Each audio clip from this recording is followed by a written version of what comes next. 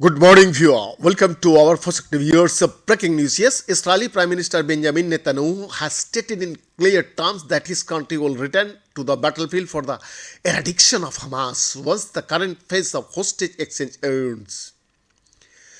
On the 54th day of the ongoing war and during the second phase of the ceasefire, Netanyahu took to X and gave a brief summary of the events of the last few days.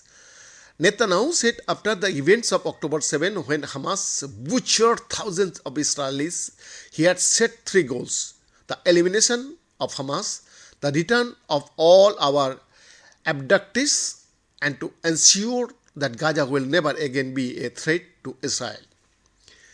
Bibi said his goals remain the same and that also his government had achieved a great deal in the last week, which included the return of abductees, a feat that would have sounded imaginary.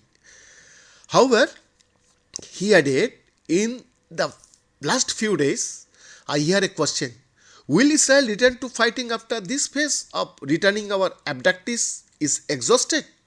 So my answer is unequivocal: yes. There is no way we are not going back to fighting until the end. This is my policy. The entire cabinet stands behind it. The entire government stands behind it. The soldiers stand behind it. The people stand behind it. And that is exactly what we will do. While Netanyahu indicated resuming the war soon, Defense Minister Yoav Gallant in a post added that Israeli forces were ready to resume fighting immediately. We are making every attempt to return all the abductees and to fully exploit the current move to return all the abducted women and children in Gaza. IDF forces in the air, on land, and at sea are ready to resume fighting immediately.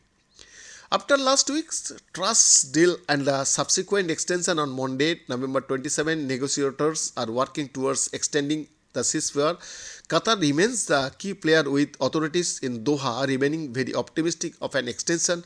The Israelis have said if Hamas continues to release 10 hostages a day, they will extend the truce by a day. Meanwhile, Hamas said no agreement to extend the ongoing truce had been reached yet. Efforts to extend the truce have not yet matured, and as for the offer that has been made to us to extend the truce, we do not find it worthy to study, said Osama Hamdan, a senior Hamas official in Lebanon. On Wednesday, two Russian hostages identified as Elena, 50 years, and 73-year-old Irina, 30, were released by Hamas via the Rafah crossing. Then the report for TV.